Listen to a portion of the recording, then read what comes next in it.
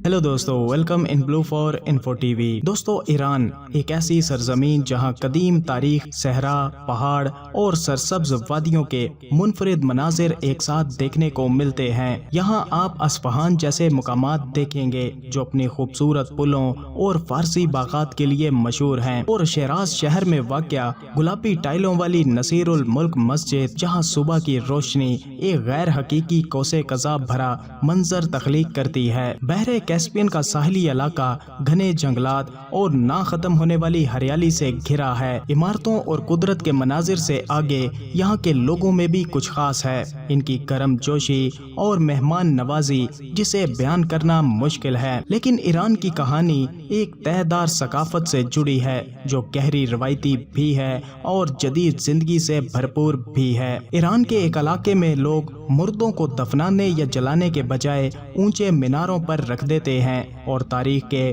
ताकतवर तरीन बादशाह साइरस आजम के साथ साथ दीगर सल्तनतों के बादशाहों की भी कब्रें यहीं पर मौजूद हैं। आखिर क्या चीज ईरान को इतना दिलकश बनाती है, फिर भी बाहर की दुनिया के लिए ये इतना पुरस्कार क्यों है? तो चलिए जानते हैं ईरान के मुख्तलिफ हकाइक और यहाँ की दिलचस्प जगहों के बारे में। लेकिन इससे पहले अगर आपने अभी तक इस channel blue for info TV को सब्सक्राइब नहीं किया तो जल्दी से चैनल को सब्सक्राइब करके साथ बेल नोटिफिकेशन को भी ऑन कर दें। दोस्तों, ईरान में वाक़या खामोशी के मीनार शहर के मरकज में नुमायां तौर पर खड़े हैं जो कदीम रिवायात और रसूम की अक्कासी करते हैं। ये दिलचस्प इमारतें ज़रतशी माशरे में एक अहम मुकाम रखती थीं, जो मरहूमीन को मुनफरिद तौर पर इज्जत दी जाती थी। दफनाने या जलाने के बजाय ज़रतशी अपने प्यारों को इन मीनारों के ऊपर रखते थे ताकि कुदरती अमल जारी रहे। धूप बाकियात को साफ करती थी और गिद्ध और दीगर शिकारी परिंदे गोश्त खाकर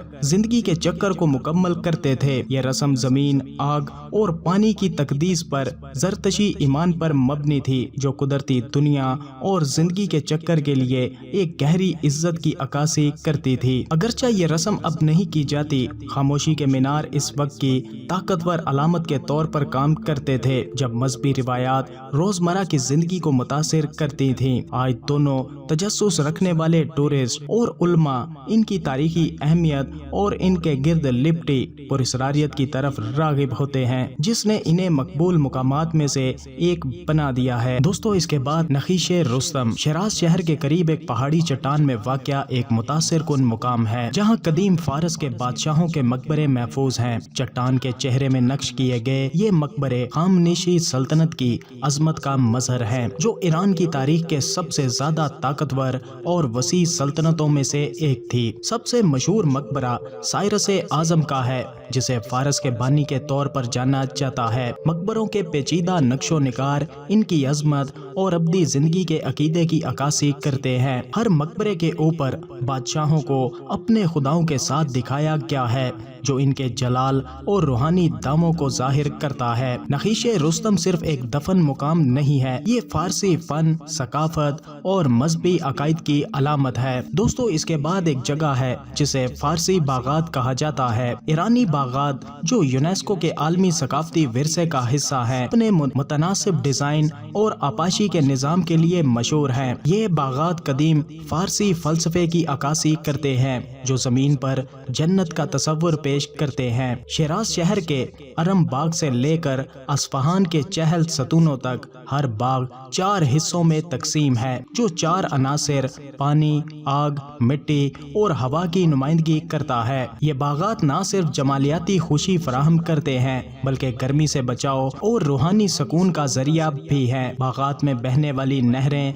सायादार दरख्त और खुशबूदार फल जिंदगी की पायदारी और सुकून की अलामत हैं जो ईरान की पुरानी सकाफत की रूहानी गहराई को जाहिर करते हैं। दोस्तों, ईरानी कालीन दुनिया भर में अपनी पेचीदा कारीगरी और दिलकश डिजाइन के लिए मशहूर हैं। हर कालीन की तख्लीक में महीनों या यहाँ तक के सालों भी लग सकते हैं और हर धागे में कहानियाँ बुनी जाती हैं جو محبت، فطرت اور زندگی کے فلسفے کی نمائندگی کرتے ہیں۔ مشہور شہر تبریز، قم اور کاشان کے قالینوں میں حیرت انگیز نقش و نگار، قدرتی رنگ اور اعلیٰ معیار کی اون یا ریشم کا استعمال کیا جاتا ہے۔ ایرانی قالین نہ صرف گھروں کو خوبصورت بناتے ہیں بلکہ تاریخ اور وراثت کا تسلسل بھی برقرار رکھتے ہیں جو نسل در نسل منتقل ہوتا آیا ہے۔ دوستو، ایرانی کھانے کی دنیا خوشبو، ذائقہ اور رنگوں کا ایک جادوئی ملاپ ہے۔ ہر کھانے میں مختلف مسالے، جڑی بوٹیاں اور تازہ اجزاء شامل کیے جاتے ہیں جو منفرد ذائقے تخلیق کرتے ہیں۔ مشہور پکوانوں میں چلو کباب، زعفرانی پلاؤ اور فسن جن شامل ہیں جو ایران کے مختلف علاقوں کی نمائندگی کرتے ہیں۔ ایران کے میٹھے بھی بہت مشہور ہیں جیسے بلکوا، زلیبیہ اور فالودہ، جو نہ صرف ذائقے سے بھرپور ہوتے ہیں بلکہ تاریخ اور تہذیب کے اثرات بھی اپنے اندر رکھتے ہیں۔ دوستو، ایرانی جشن، ایران کے روایتی تہوار جیسے نوروز ملک کے متنوع ثقافتی ورثے کو ظاہر کرتے ہیں۔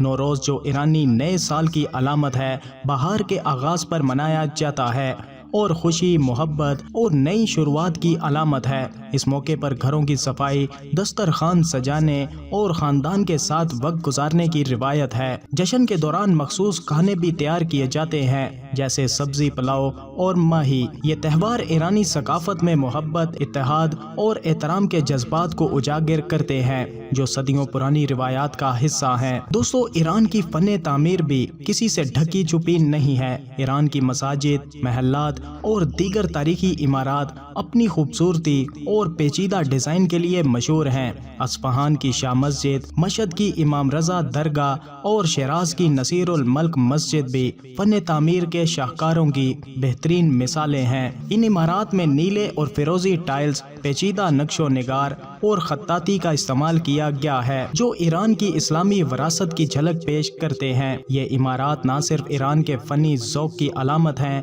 بلکہ مذہبی اور ثقافتی اہمیت بھی رکھتے ہیں۔ دوستو، ایرانی بازاروں میں قدم رکھنا ایک تاریخی اور ثقافتی سفر پر جانے کے برابر ہے۔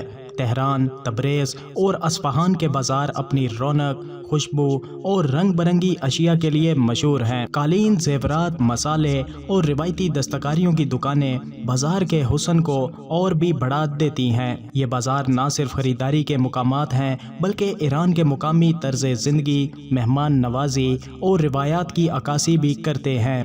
دوستو، ایران قدیم تاریخ، فن، ادب اور قدرتی مناظر کا ایک ایسا مجموعہ ہے جو ہر مسافر کے دل کو اپنی طرف کھینچ لاتا ہے۔ یہاں کے لوگ محبت اور مہمان نوازی سے بھرپور ہیں اور ہر شہر کی گلیوں میں داستانیں بکھری پڑی ہیں۔ اگر آپ ایران کا سفر کرتے ہیں تو آپ کو ایک ایسا تجربہ حاصل ہوگا جو زندگی بھر آپ کے ساتھ رہے گا۔ تو دوستو، کیسا لگا آپ کو ایران ملک؟ اپنی رائے کا اظہار ویڈیو کو لائک اور کمنٹ کر کے ضرور کیجیے گا۔ ملتے ہیں کسی نئی ویڈیو کے ساتھ، تب تک کے لیے خدا حافظ۔